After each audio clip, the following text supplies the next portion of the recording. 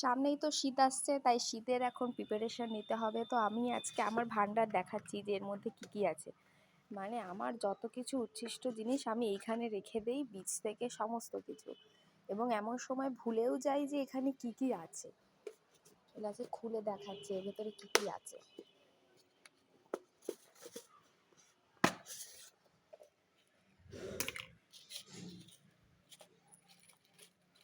মানে আমি ভুলে গেছি, এটা লেখা আছে ডায়াহান্স। আর এখানে আছে এতগুলো পর্তুলিকার বীজ। আমি জানি না এগুলো থেকে বীজ করতে মানে চারা করতে পারবো কিনা, এটা দেখতে হবে কি আছে এর মধ্যে।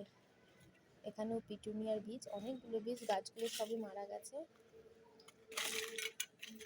আর একটা জিনিস এটা খুলতে গিয়ে আমি পেলাম, সেটা এর মধ্যে আমি রেখেছিলাম দোপাটি, এই দুটোতে রেখেছিলাম।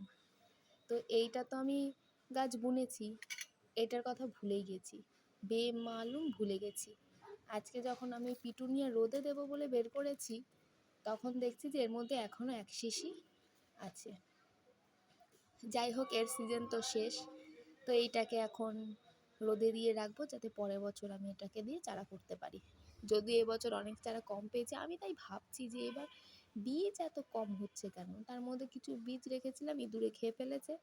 তাই হোক, এটাতে হয়ে গেল। তো এখন এগুলো সমস্ত কিছু এক এক করে রোদে দেব, তারপর এগুলোকে একটু রোদে দিতে হবে।